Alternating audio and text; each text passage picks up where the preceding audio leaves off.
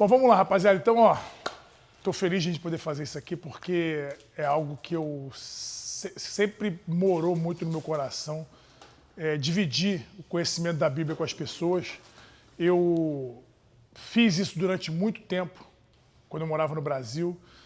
Quando eu cheguei na igreja em 2001, eu me interessei muito pelo estudo da Bíblia.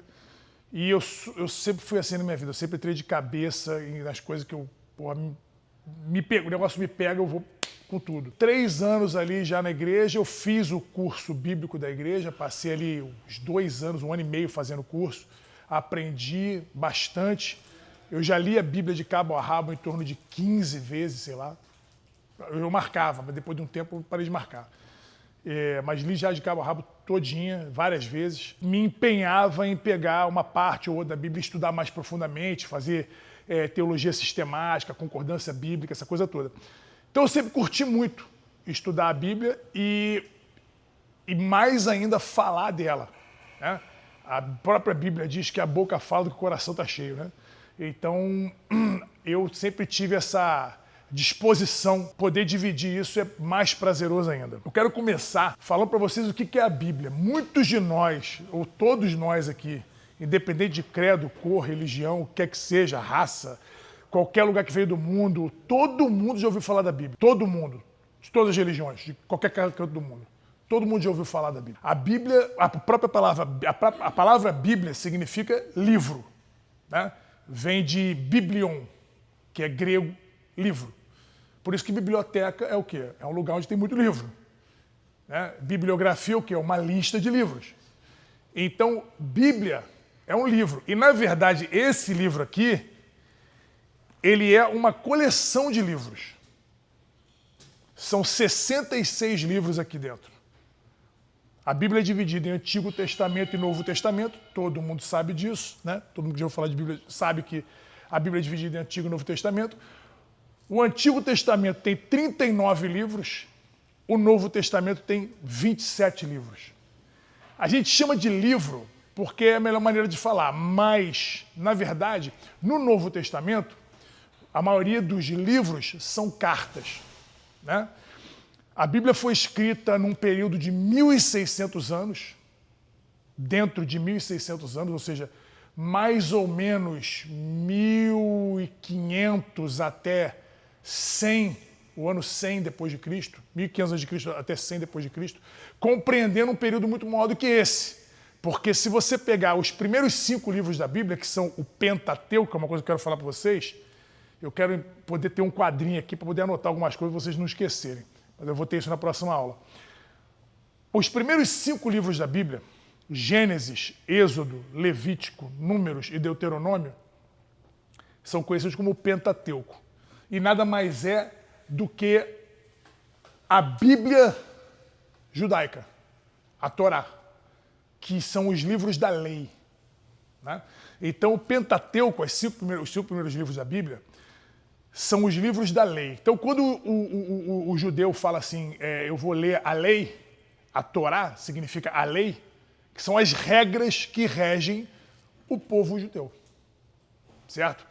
Então você tem ali a criação, a história da criação do mundo até o estabelecimento dos judeus na Terra Prometida, a chegada na Terra Prometida. E todas as leis, etc. e tal, você tem tudo ali, né? Tudo ali, todas as leis. O que comer, o que não comer, por que não comer, o que pode fazer, o que não pode, guardar o sábado, orar que horas, virado para... Tudo, tem tudo ali. Como é que constrói o templo,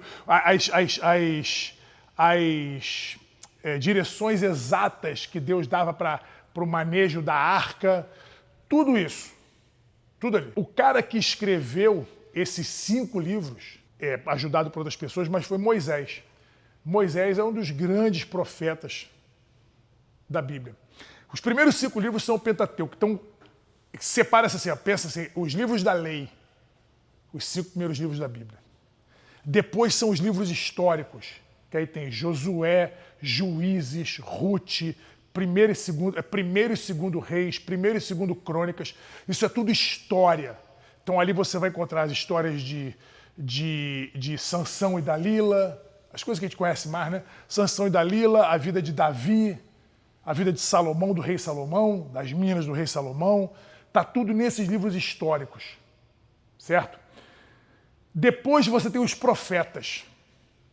Então você tem os 5 primeiros livros que são a lei, os próximos livros que são os históricos, depois tem os profetas. Aí está falando de Samuel, Naum, Abacuque, tem uma galera, um monte de profeta. Tem Esther, o livro de Esther, então, é um livro fantástico, porque é um livro, tem Ruth e Esther, né, 2 mulheres que escreveram seus livros. Esther, o livro de Esther tem várias peculiaridades, e a gente vai estudar o livro de Esther em algum momento, que é muito bacana, é um dos livros mais fantásticos, porque é uma mulher que fala de Deus, de fé, e não usa nem as palavras Deus nem fé no livro dela inteiro.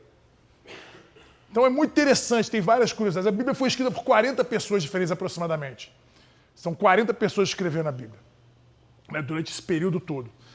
E quando você vai comparar os relatos, você vê que uma coisa complementa a outra. Algumas curiosidades, por exemplo.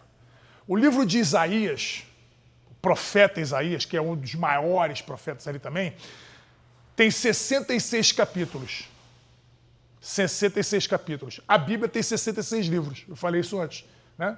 39 no Antigo Testamento, 27 no Novo Testamento. Coincidentemente, pode chamar de coincidência como você quiser, mas coincidentemente os 39 primeiros capítulos de Isaías falam da preparação para a chegada do Messias, daquele que Deus prometeu que ia libertar o seu povo. E isso é 1000 anos antes de Jesus. E no 40º capítulo, ou seja, depois dos 39 livros, vem no 40º capítulo, ele começa a falar da chegada do Messias. 1000 anos antes de Jesus nascer. Aproximadamente, estou colocando um número, né, mais redondo para vocês entenderem, mas mais ou menos 1000 anos antes de Jesus nascer, 800 anos de Jesus nascer. Então você tem ali um cara, um profeta, que ele teve a revelação da vinda do Messias, da vinda de Jesus Cristo, lá atrás. Qual é o livro mais conhecido da Bíblia? Eu diria que é o livro de Salmos. O livro de Salmos é o livro mais longo da Bíblia. São 150 capítulos, são 150 salmos. O que são salmos? São quase poesias, são quase orações. Alguns são verdadeiras orações. A maioria desses salmos foi composta por Davi, pelo rei Davi. Alguns foram feitos por Salomão.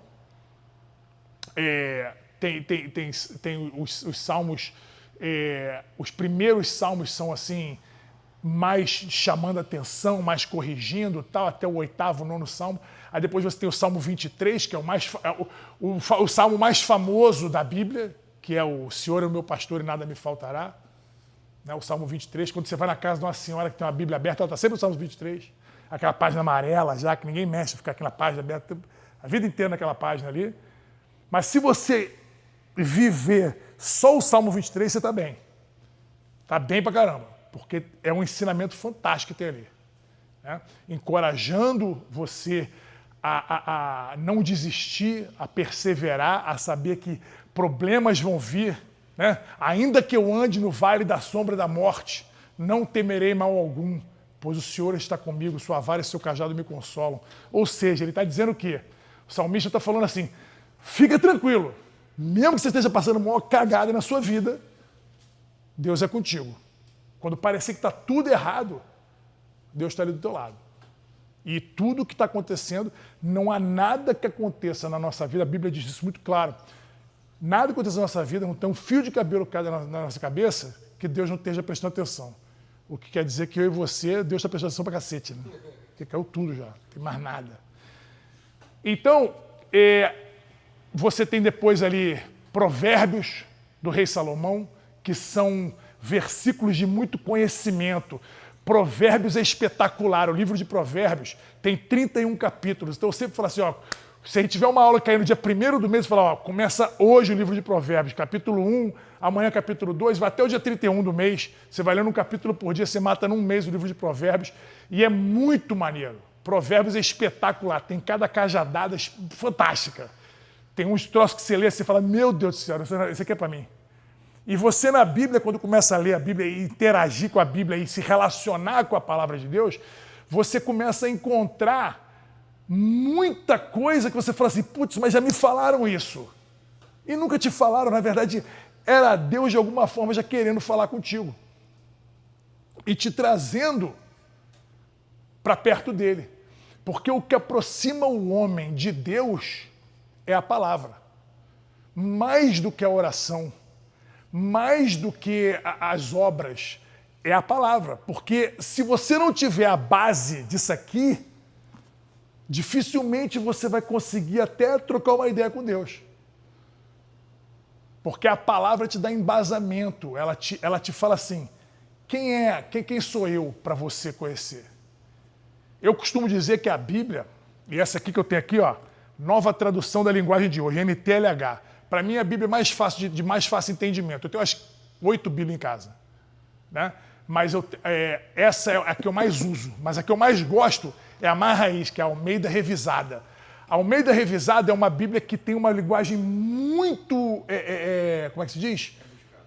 Rebuscada, muito erudita. Uma linguagem erudita, uma linguagem mais pesada. Segunda pessoa do singular, segunda pessoa do plural, nós, tu, vosso, aquela coisa toda mais rebuscada.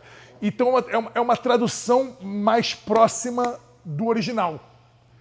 Essa aqui já é uma tradução com a linguagem mais coloquial, mais cotidiana, mais fácil de digerir para a gente, entendeu? E a minha intenção aqui é trabalhar com vocês e passar esse conhecimento da maneira mais coloquial possível, para que a gente possa o quê? Trazer para a nossa realidade, para o nosso dia a dia, para o nosso cotidiano, o conhecimento da palavra de Deus. Né? Todas essas informações que eu estou trazendo para vocês com relação à Bíblia, com relação à palavra, elas são informações curiosas, né? São curiosidades. É interessante. Falei só de Antigo Testamento. Mas todas essas informações, elas vão te dar uma noção do que esse livro, de como esse livro foi feito, do que esse livro é capaz de te mostrar. Né? Eu quero poder trazer na próxima aula, na próxima quarta-feira, a gente vai falar sobre a criação do mundo. Vou passar um deverzinho de casa para vocês, a gente vai falar sobre a criação do mundo. Então, todas as nossas aulas, todos os nossos momentos aqui, eles vão ser em cima de assuntos específicos. Eu não vou seguir um cronograma. Por exemplo, o Denis me perguntou hoje, você vai começar por Gênesis? A Bíblia, ela tem 2 começos. Ela tem Gênesis e ela tem os Evangelhos. Você pode começar a ler a Bíblia tanto por Gênesis quanto pelos Evangelhos. Por quê? Porque você tem o Antigo Testamento e o Novo Testamento. O que significa, Vitor, Antigo Testamento e Novo Testamento? O Antigo Testamento era tudo que sempre valeu até que Jesus chegou. Quando Jesus chegou, ele não veio para derrubar a lei, que são os 5 primeiros livros da Bíblia. Ele não veio para derrubar os profetas. Ele não veio para contradizer a história, mas ele veio para afirmar, para confirmar. Mas ele veio com uma outra noção. Tem um versículo nos evangelhos que diz assim, a lei diz o quê? Olho por olho, dente por dente. Mas eu digo, amai o seu irmão como a você mesmo. E oferece a outra face. Então ele veio trazer o quê? Amor. A ideia e o tema central da Bíblia, é amor. Tudo por amor. Isso aqui é um livro de drama, é um livro de terror, é um livro de aventura, é um livro de suspense, mas acima de tudo é um livro de amor.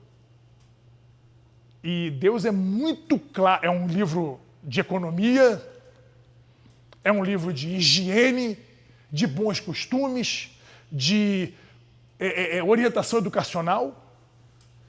Isso aqui, gente, quando você tem um carro, você compra um carro novo, o que você encontra no porta-luva do carro novo? O manual do proprietário. Qualquer problema que você tenha no seu carro, você pode pegar aquele manual que vai ter um pedaço falando, porra, quebrou o eixo da direção.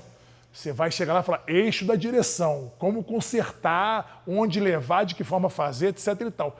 Está no manual. Por quê? Porque quem fabricou colocou todas as informações para todos os problemas, tem todas as soluções ali. Isso aqui é o nosso manual.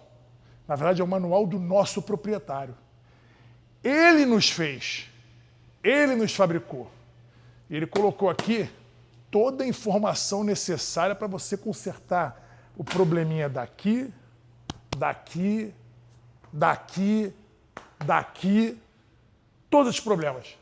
Tá tudo aqui. Vitor, tá tudo aí? Tá tudo aqui.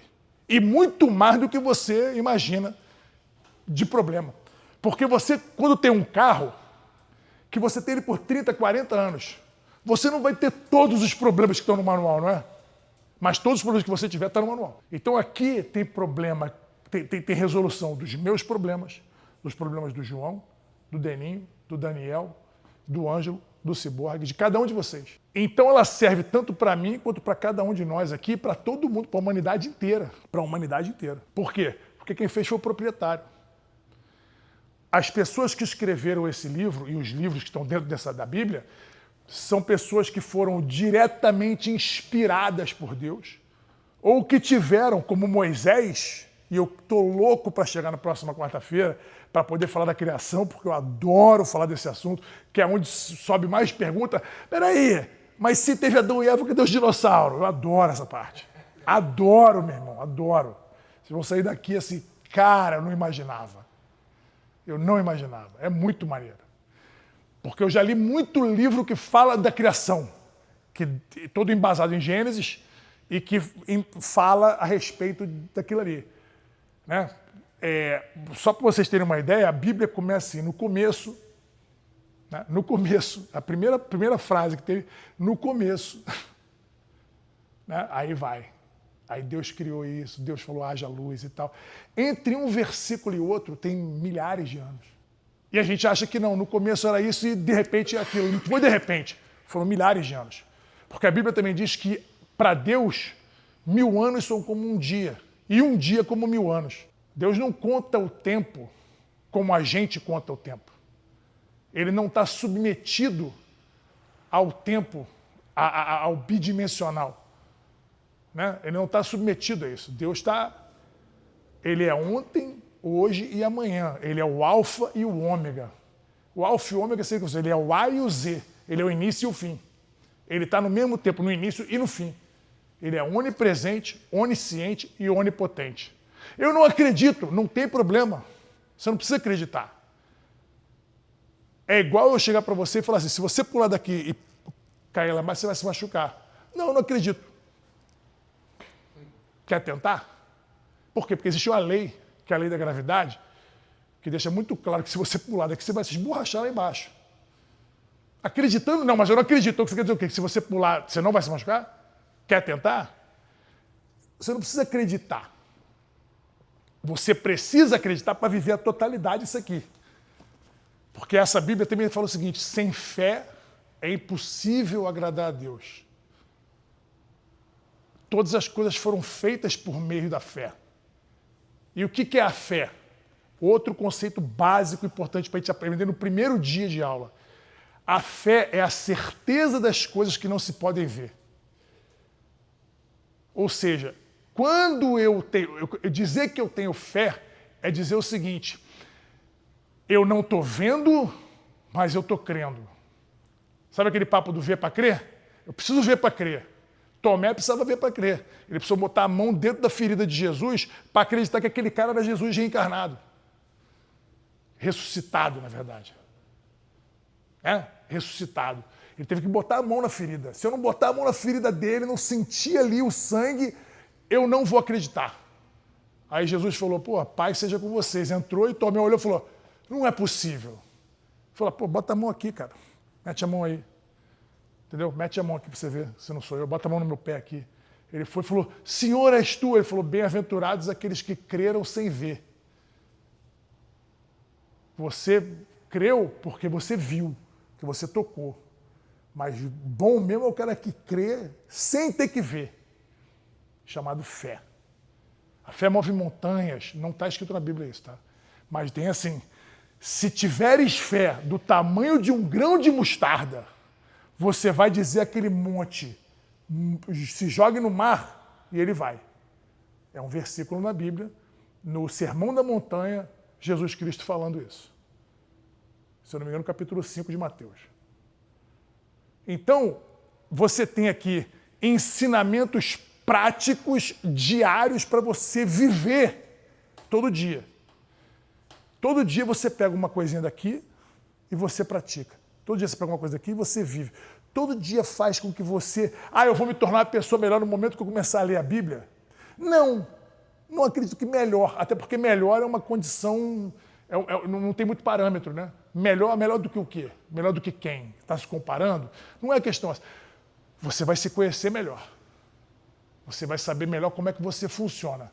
Porque nenhum de nós, quando comprou um carro zero aqui, abriu o manual do proprietário, né?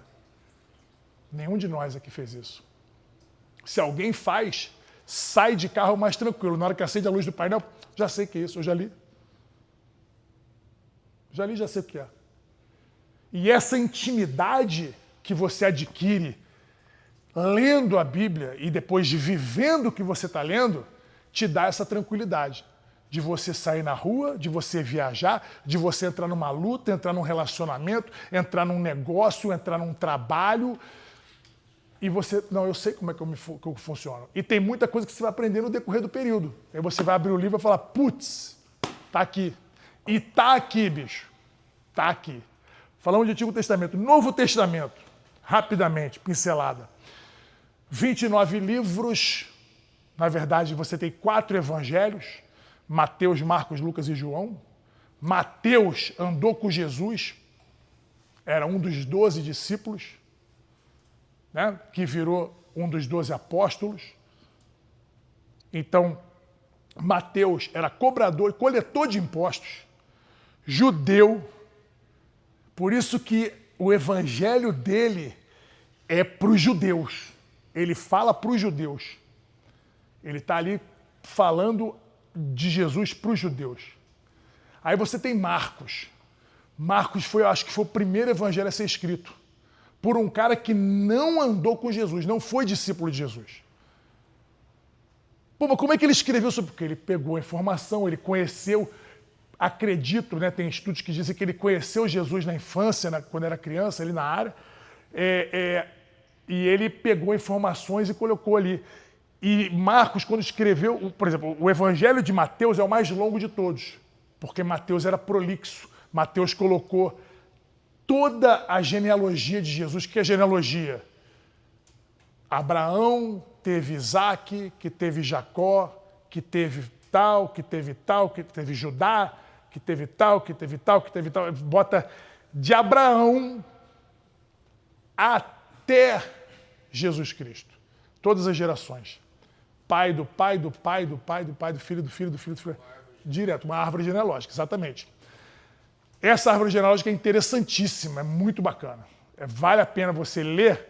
Às vezes você fala, pô, fulano, filho de ciclano, filho de beltrano, filho... Parece chato, não é? Porque aí você vai começar a fazer as ligações. Pô, olha aqui fulano, cara. Olha aqui Noé, da Arca de Noé. A Arca de Noé. Que vai ser um estudo que a gente vai fazer aqui muito maneiro. Quem disse que a Arca de Noé era um navio? Era um barco? Quem disse que ela tinha o formato de um barco? Se você for ver as instruções claras de Deus para construir a arca, ela não tem formato de barco. Não tem. Quantos eram os reis magos? Quantos eram os reis magos? 3? 3? Por que eram 3? Quem disse que eram 3? Não, é porque você viu no presépio. Sabe por que vocês ouviram falar? Porque a Bíblia diz que os reis magos foram visitar Jesus no nascimento dele, levando 3 presentes: ouro, incenso e mirra. Mirra é um perfume, caro pra caramba. Então eram 3 presentes. Mas quem disse que cada um levou um presente? Pode ter sido 2 reis magos. Pode ter sido 15 reis magos. 8 levando incenso, 5 levando mirra e 3 levando... Entendeu? Não está dizendo na Bíblia que foram 3 reis magos. E por que sempre colocam os caras alto pra caramba e magrelo? No presépio. Porque reis magos com magro confunde. Aí é assim que a coisa vai se espalhando, entendeu? É interessante, tem até nome, os reis magos tem até nome, né? Baltazar, não sei quem, tem os nomes lá. Belchior, Baltazar, não tem nada disso na Bíblia. Não tem essa informação na Bíblia. Né? Mas é interessante, porque você vai vendo como é que a coisa funcionou. Então, Mateus andou com Jesus, escreveu um evangelho com 28 capítulos, é o evangelho mais longo, contando a história. O que significa a palavra evangelho? Boa nova. Trago boas novas.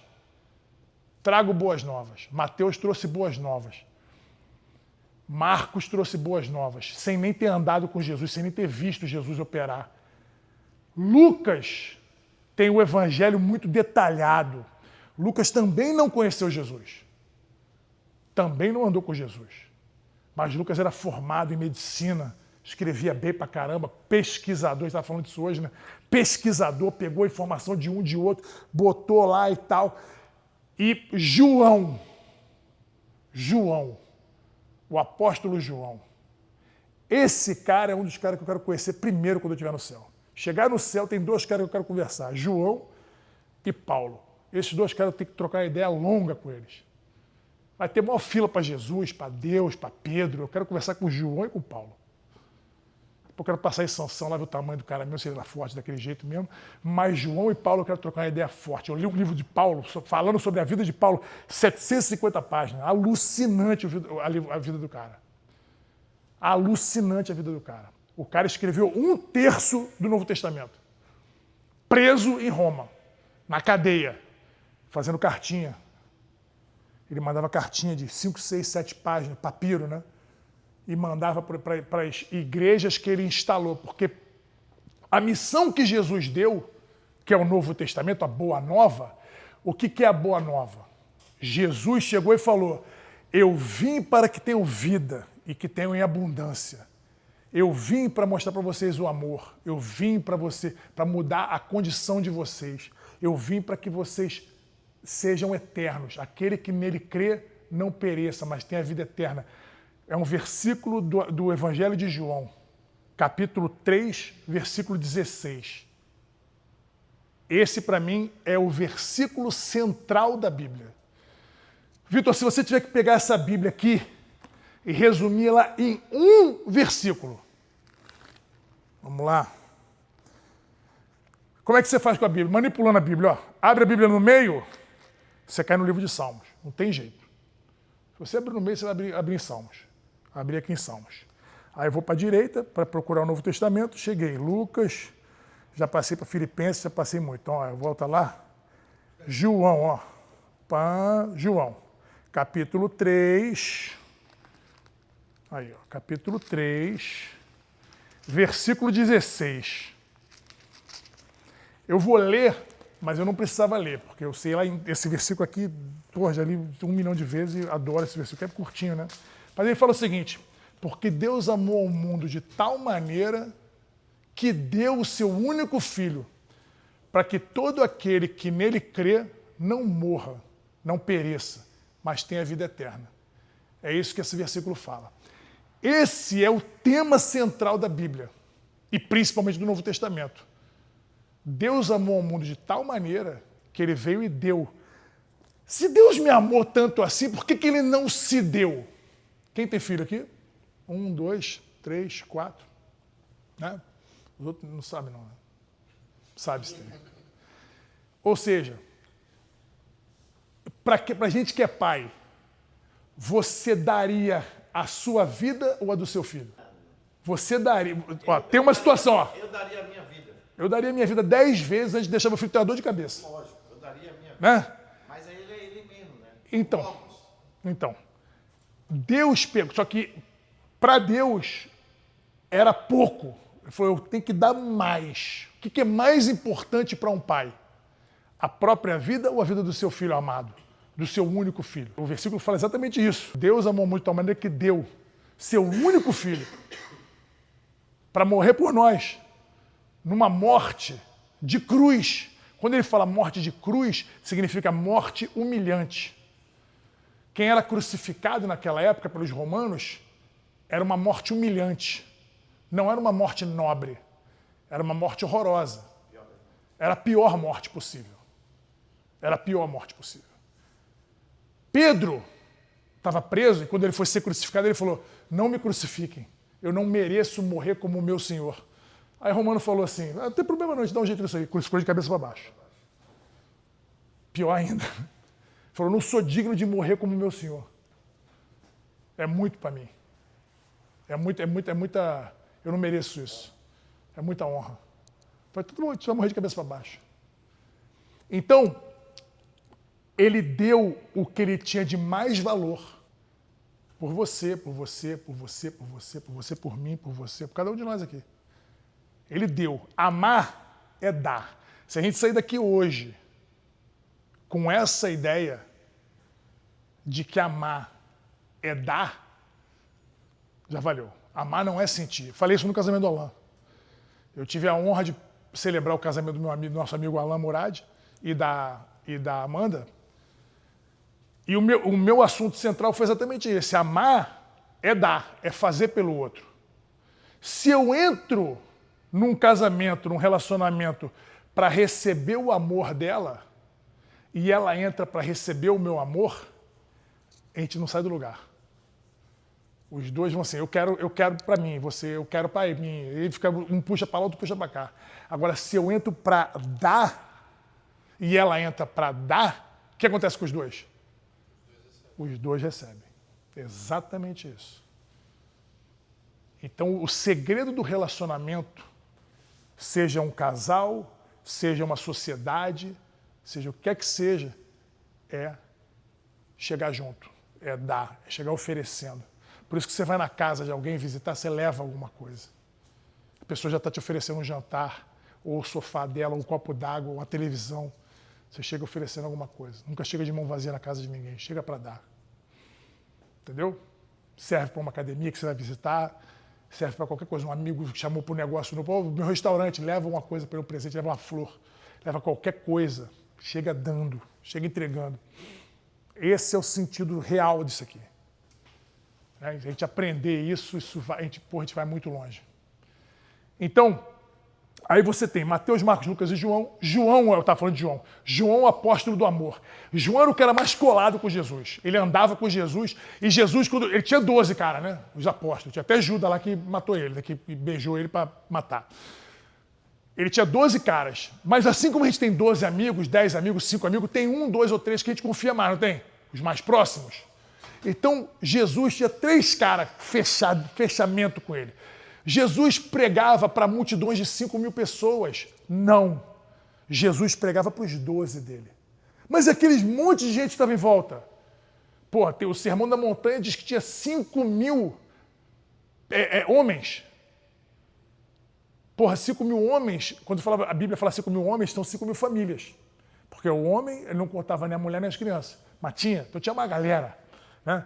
Tem uma parte que ele está pregando numa praia, que eles tiveram que botar o Jesus numa balsazinha para ele chegar para trás, porque a praia estava tão lotada de gente que ele teve que ir para dentro d'água e afastar um pouquinho da margem para poder a galera ver.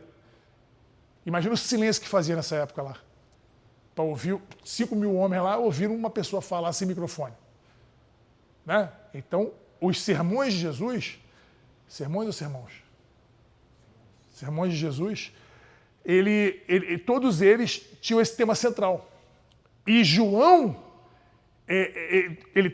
Jesus estava pregando para aquela multidão, mas ele estava falando com os 12 dele. Ele estava aqui, ó, só com os 12. 1, 2, 3, 4, 5, 6, 7, 8, 9, tem 10. Estava pregando para os 12. Agora, todo mundo estava ouvindo. Todo mundo estava pescando aquilo ali. Mas ele estava preparando os dele para anunciar o quê? As boas novas. Ó, rapaziada, eu tô aqui com vocês, tô andando com vocês por um tempo, 3 aninhos só. Jesus andou com esses caras 3 aninhos. Porque Jesus, com 30 anos de idade, foi batizado por João Batista, aí começou a peregrinar e chamou um, que chamou outro, que chamou outro, que chamou outro, formou 12. Chega, não tem mais ninguém não. Anda comigo aí. Chegou para Pedro e para André. vem comigo aqui. Não, eu estou pescando, vou te transformar em pescador de homens. Trouxe os caras para ele. E foi andando, e foi levando, e foi conquistando a multidão, mas ele andava com os 12. E nesses 12 ele tinha 3 especiais, que eram Pedro, Tiago e João. Esses eram os 3 especiais, os mais chegados. Mais chegados. Desses 3, tinha um, que era o cara que ele falava assim, João, eu estou mal, ora comigo aqui. Aí, tem uma passagem que diz assim, Jesus chorou. Chorou no ombro de João. Então o cara de mais intimidade com Jesus, dos 12 apóstolos, era João. Eu vou voltar quando a gente for falar disso, em algum momento aí na nossa caminhada com a Bíblia. Que horas são, João? 23. Tá, terminar daqui a pouquinho. Quando Jesus chama João, quando João escreve o Evangelho, é só na intimidade. Então o Evangelho de João é um evangelho de muita intimidade. Então vamos recapitular.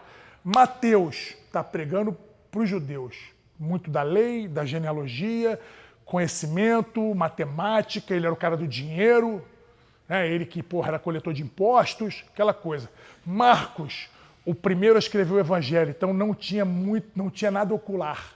Ele não foi testemunho ocular dos milagres de Jesus, das coisas que aconteceram com ele.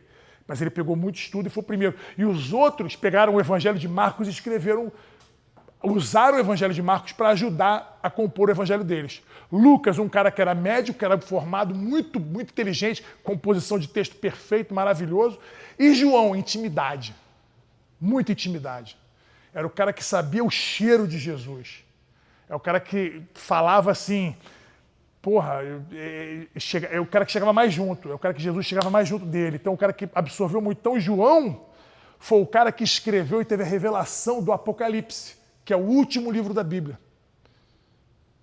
O último livro da Bíblia foi uma revelação que o apóstolo João teve quando se refugiou na ilha de Pátimos. E ele recebeu a visão do fim do mundo e da volta de Jesus. Está tudo aqui. Está tudo aqui. Se você quiser saber como é que é, maneiro pra caramba. O livro complicado, hein? 7 cabeças de monstro, aquelas coisas todas, diadema, aquela coisa doida. Mas é revelação. Eu vou explicar para vocês o que é uma revelação na próxima vez que a gente estiver aqui, quarta-feira que vem, que eu vou falar da criação. Aí depois de João, você tem o livro de Atos, que para mim é o melhor livro da Bíblia. Por que é o melhor livro da Bíblia? Porque ali é onde Jesus vai embora, Jesus morre na cruz, é ressuscitado ao 3º dia, passa um tempo com a galera, 40 dias?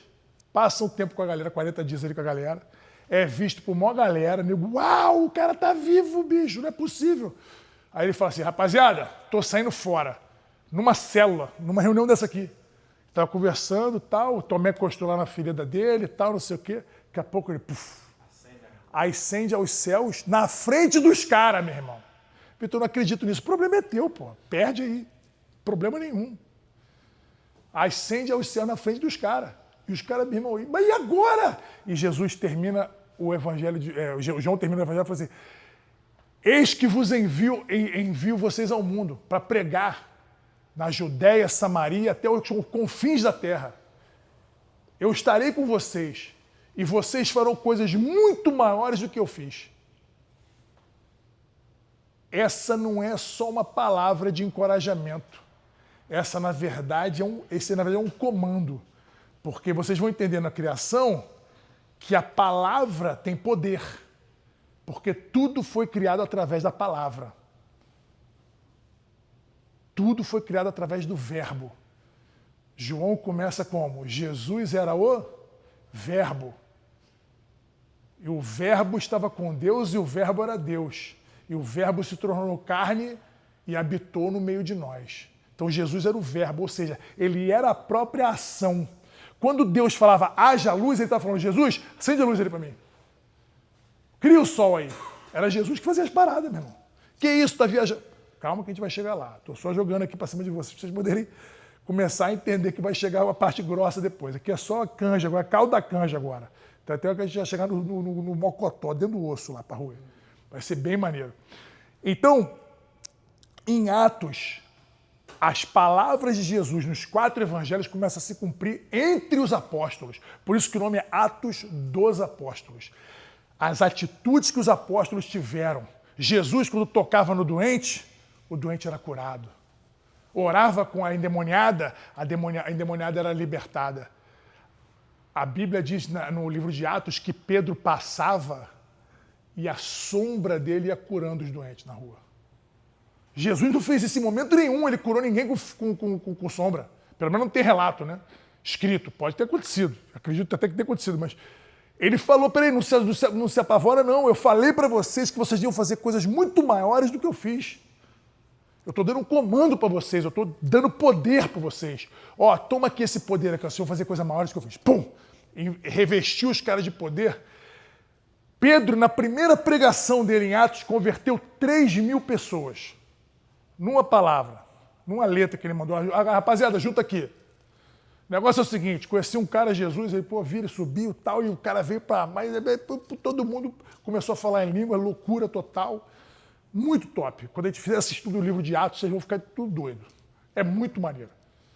Mas muito maneiro. E o cara, meu irmão,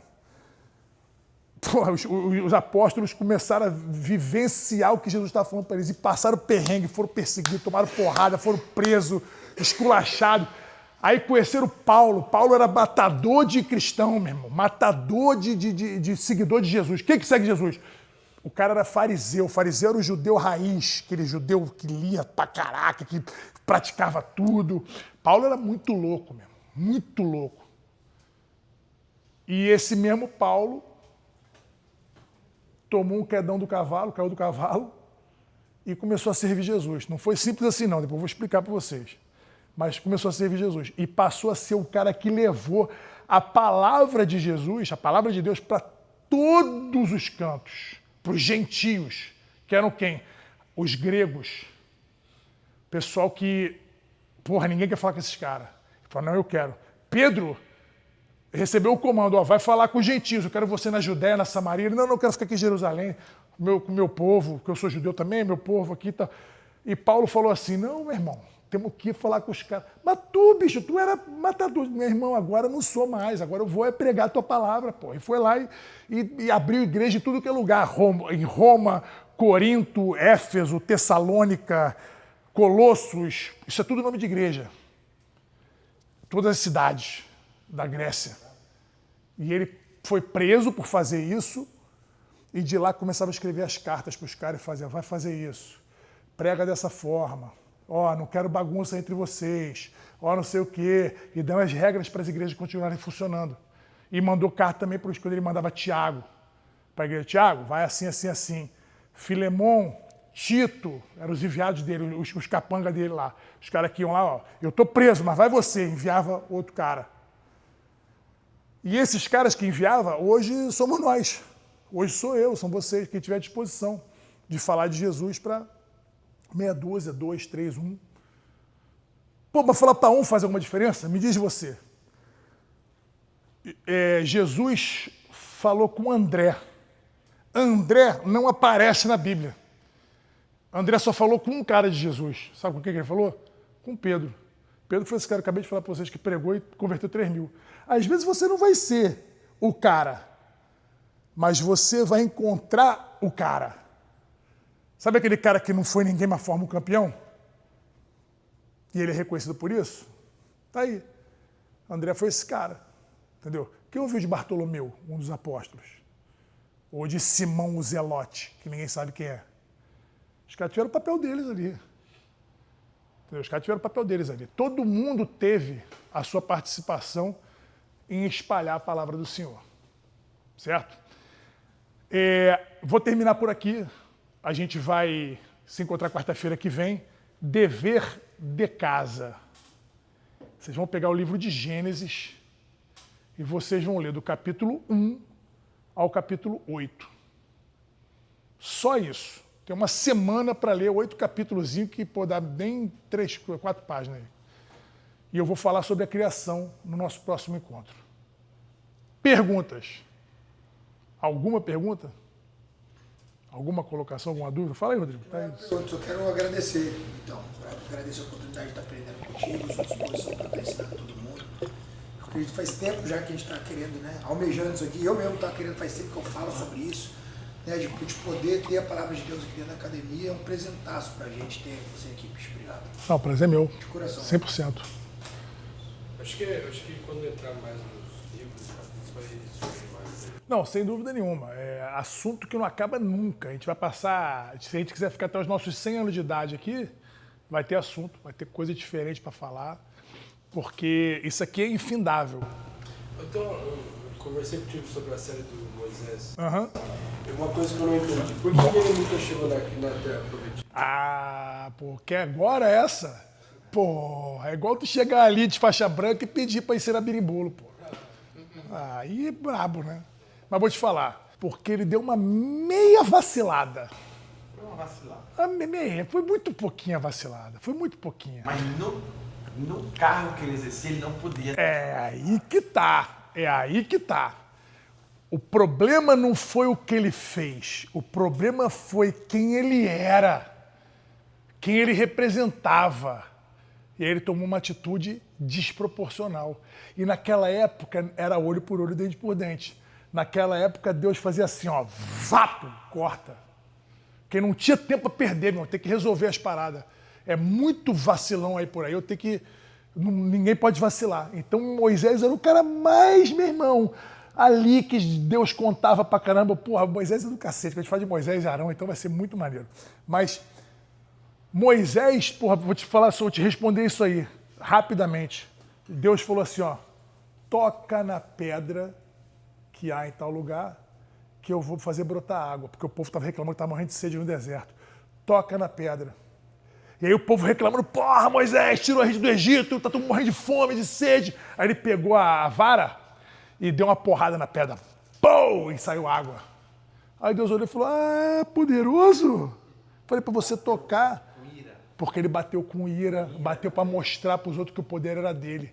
Isso é Deus vendo o teu coração, porque o homem vê o exterior, mas Deus vê o coração. Versículo bíblico. Por isso, e Deus falou para ele, ó, porque você feriu a rocha e não tocou, como eu te falei, por causa desse vacilo que tu me deu, você vai até a terra prometida, vai levar meu povo todo, vai ver tudo e não vai entrar. Pô, Deus, lamento. Ele era conhecido por conta da ira dele. Não. Moisés era tranquilo até. Bastante paciente. Porra, haja paciência, 40 anos. Você tem um tanto de gente reclamando o dia inteiro. Sabe o que é um tanto de gente, Cibora? Sabe o que é um tanto de gente? 3 milhões de pessoas. Ele andou com 3 milhões de pessoas por 40 anos no deserto. Outra coisa, né, Victor? Você vê como é que o ser humano é muito falho, né? Porque tinha muitos murmurinhos nesse grupo, O tempo todo. o tempo todo, e até uns falando, pô, preferia ser escravo no Egito. Olha que situação. Ué, peraí, filho. Peraí. O próprio livro. Para aí agora. Vou até te interromper nesse momento. A gente faz isso hoje. Exatamente. Né?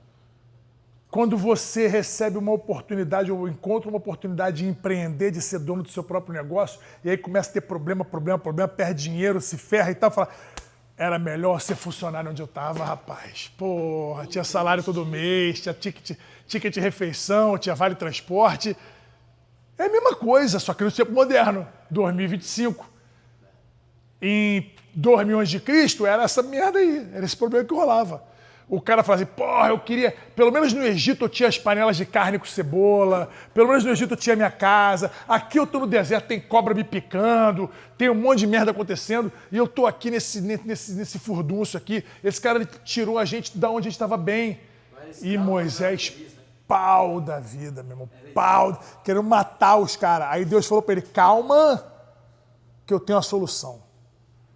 Esse povo que está reclamando, ninguém vai entrar na Terra Prometida. Vai morrer todo mundo no deserto. Mas tem um problema, vai ter que dar um tempo, que vai demorar para esse povo morrer aí. Pô, mas era uma viagem de 2 meses. Do Egito até Canaã, era uma viagem de 2 meses. Passaram 40 anos rodando em círculo, procurando o caminho. Perdido. perdido. Até morrer a geração inteira de reclamão, os murmuradores morreram no deserto e só os filhos deles herdaram a terra prometida. E Moisés foi com eles. E aos 120 anos, Moisés sobe no monte, vê lá, ó, Beto Carreiro, mar azul, porra, os restaurantes maneiros, tudo bonito pra caramba, parque e tal, grama sintética, tudo, porra, campo de futebol. Não vai entrar não, filho, tu vai ficar aí mesmo. Morre. Ele morreu. Uma coisinha que acredita-se que ele que escreveu o... Pentateuco. É. Mas assim, como é um estudo bíblico, só dando meu centavinho, não se tem certeza de que foi ele. Não tem, claro que não. É creditado a ele, mas ninguém sabe se foi ele que escreveu o Pentateuco ou não. Mas possivelmente sim, que ele era o único educado naquela época, que ele foi educado e criado pelos egípcios.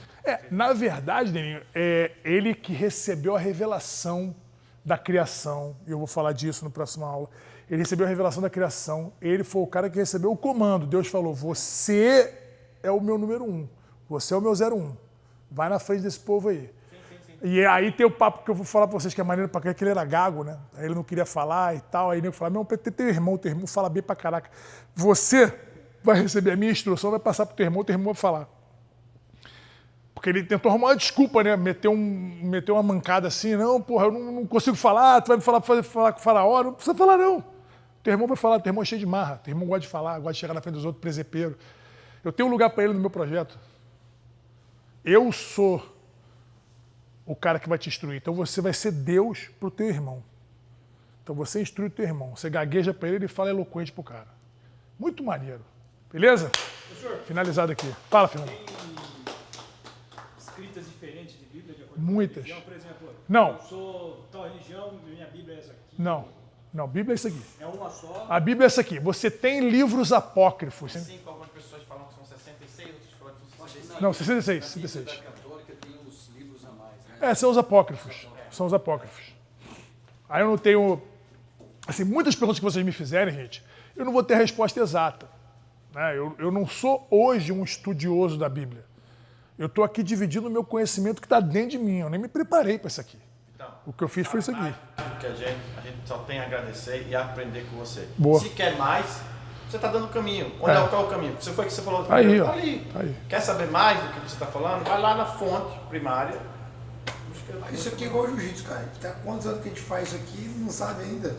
É verdade. Não tem como, Vitor, mas vai, a posso gente falar vai uma aprender coisa pra de sempre. coração? Ah, Eu sou da Batista lá, Sim. estava te falando agora de um projeto, então como que Deus é maravilhoso, cara. Porque eu vim aqui despretensioso, dar um treino, ver meu amigo, estou fazendo um curso aqui de inglês durante 30 Sim. dias. E eu saí de lá, uma das coisas que eu falei, poxa, eu vou deixar de ir na igreja domingo, estou bem atuante lá, tenho um curso de finanças que eu dou lá. Cara, aqui você tem o dom, cara. Parabéns, tomara que Valeu. você continue nesse projeto. não, eu tô pronto. Mais a sua vida, e eu tenho certeza que Deus vai te usar cada vez mais para você abençoar a vida das pessoas que estão aqui também, Bora. são líderes que estão aqui, né? Pude ver aí o pessoal dando aula, excelentes profissionais que estão aqui, cara, isso é muito bom, não é todo lugar que você vê isso. Então tem que dar valor, cara, tem que dar valor, buscar conhecimento, quero te dar parabéns. Valeu. Agradecer aí pelo conhecimento, você sabe muito que é isso, cara, sabe mais do que pastor, velho. Tem muito pastor aí que Vou cortar essa parte. não, mas eu tô te falando assim, tô falando que tem pastor que acha que sabe, entendeu? E você fala de um jeito muito fácil de entender. Isso é muito bom. Tocou no coração, parabéns. Valeu, rapaziada. Quarta-feira que vem tamo aí.